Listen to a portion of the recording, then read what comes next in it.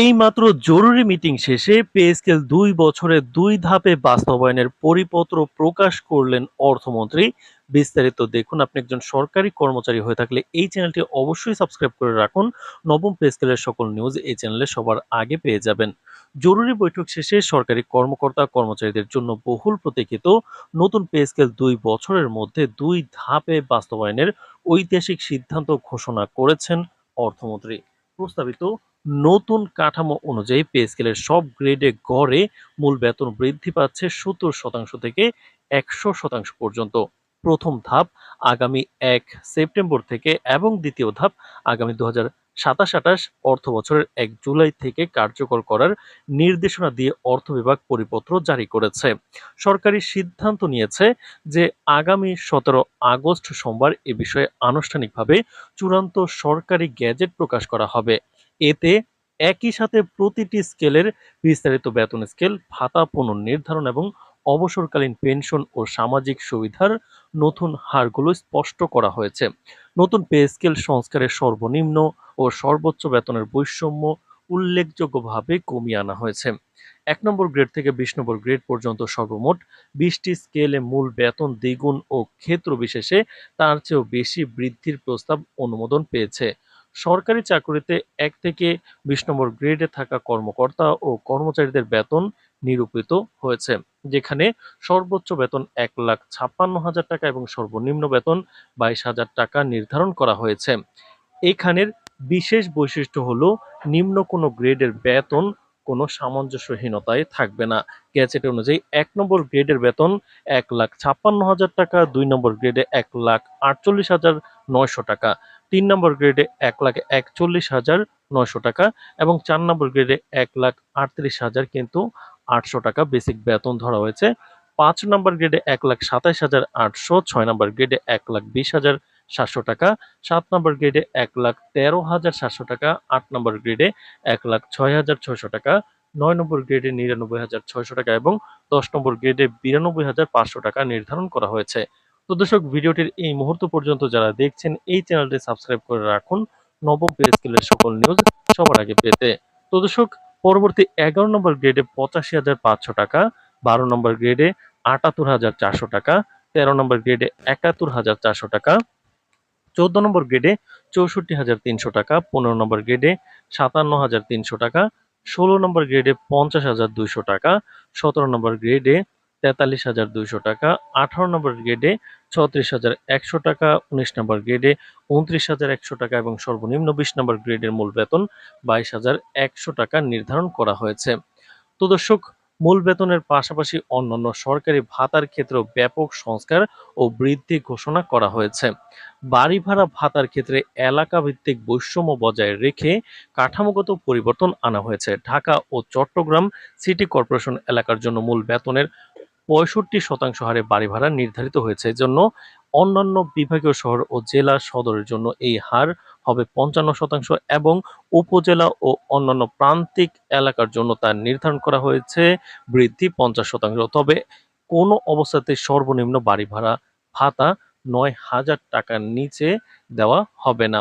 চিকিৎসা ভাতার ক্ষেত্রে সর্বজনীন চিকিৎসা ভাতা বর্তমানে প্রচলিত ১,৫০০ টাকার পরিবর্তে বাড়িয়ে করা হয়েছে মাসিক ৩,৫০০ টাকা। এছাড়া ৬৫ বছরের ঊর্ধ্বে অবসরপ্রাপ্ত বা কর্মরত জ্যেষ্ঠ কর্মকর্তাদের জন্য চিকিৎসা ভাতা হবে মাসিক ৫,০০০ টাকা।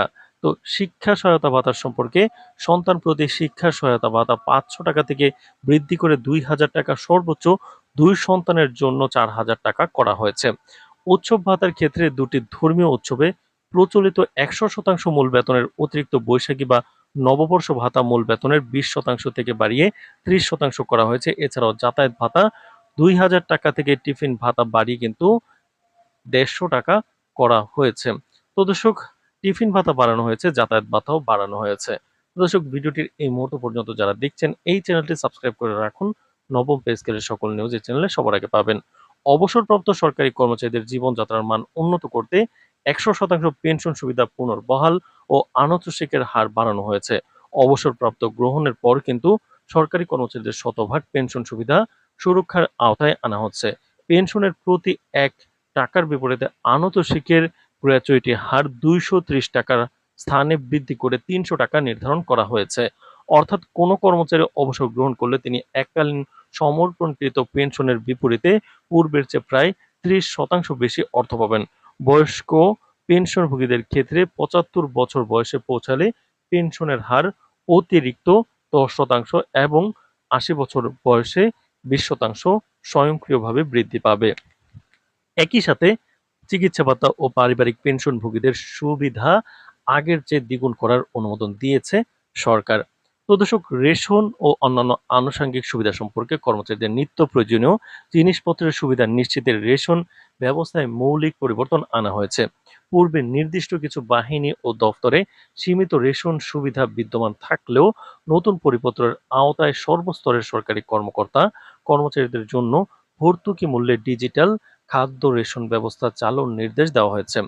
এর অধীনে প্রত্যেক কর্মচারী পারিবারিক ভিত্তিক নির্ধারিত চাল, ডাল, তেল ও চিনি বাজার দরের চেয়ে ৫০% কম দামে সরকারের নিজস্ব আউটলেট থেকে ক্রয় করতে পারবেন।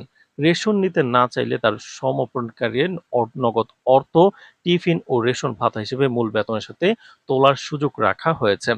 তো দর্শক, এছাড়া কিন্তু অগ্রাধিকার প্রাপ্ত কর্মকর্তাদের গাড়ি সুবিধার নীতিমালার সুদের হার হ্রাস, গৃহ নির্মাণ ঋণের সর্বোচ্চ সীমা কিন্তু ৭৫ লাখ টাকায় উন্নীতকরণ এবং কর্মকর্তা-কর্মচারীদের জন্য সর্বজনীন স্বাস্থ্য বীমা চালু করার বিশেষ বিধান পরিপত্রে যুক্ত করা হয়েছে।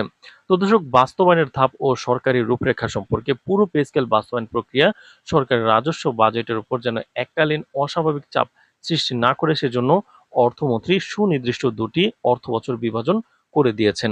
তো দর্শক, প্রথম ধাপ যেটা আগামী ১ সেপ্টেম্বর থেকে প্রথম ধাপ বাস্তবায়ন শুরু হবে। একই ধাপে নতুন অনুমোদিত মূল বেতনের ৫০% এবং বর্ধিত ভাতার পুরো অংশ কর্মকর্তা-কর্মচারীদের সেপ্টেম্বর মাসের বেতনের সাথে কিন্তু যুক্ত হবে। দ্বিতীয় ধাপে ২০২৭-২৮ অর্থবছরের ১ জুলাই থেকে কার্যকর হবে। অবশিষ্ট ৫০% মূল বেতন আগামী ২০২৬-২৭ অর্থাৎ ২৭-২৮ অর্থবছরের সূচনাতে অর্থাৎ আগামী ১ জুলাই থেকে বাস্তবায়িত হবে। এর মাধ্যমে পূর্ণাঙ্গ পে স্কেলের শতভাগ সুফল পাবেন সরকারি কর্মচারীরা। তো দর্শক, ভিডিওটির এই মুহূর্ত পর্যন্ত যারা দেখছেন এই চ্যানেলটি সাবস্ক্রাইব করে রাখুন নবম পে স্কেলের সকল নিউজ সবার আগে পেতে। তো দর্শক, অর্থ মন্ত্রণালয় জানিয়েছে আগামী ১৭ আগস্ট সোমবার চূড়ান্ত প্রশাসনিক অনুমোদন সাপেক্ষে পরিপত্রের আইনগত গেজেট প্রকাশ পাবে। গেজেট প্রকাশের পর সব মন্ত্রণালয় ও বিভাগগুলোকে তাদের নিজ নিজ হিসাব রক্ষণ কার্যালয়ের সাথে সমন্বয় করে নতুন স্কেলে বেতন বিল প্রস্তুতের দিক নির্দেশনা দেওয়া হয়েছে। নতুন স্কেল বাস্তবায়নে কিন্তু প্রথম অর্থবছরে সরকারের অতিরিক্ত বরাদ্দ লাগবে প্রায় ৩৫ কোটি টাকা এবং দ্বিতীয় ধাপে তা গিয়ে দাঁড়াবে সর্বমোট ৭০ কোটি টাকায়। তো দর্শক, ৭০,০০০ কোটি টাকায়। সরকারের এই যুগান্তকারী পদক্ষেপে সারা দেশের লক্ষাধিক সরকারি কর্মচারীদের মধ্যে নতুন উদ্দীপনা ও স্বস্তি ফিরে এসেছে। তো দর্শক, নবম পে স্কেল বাস্তবায়নের যে কোনো গুরুত্বপূর্ণ নিউজ পেতে এই চ্যানেলটি সাবস্ক্রাইব করে রাখুন। আজ এ পর্যন্তই, ধন্যবাদ।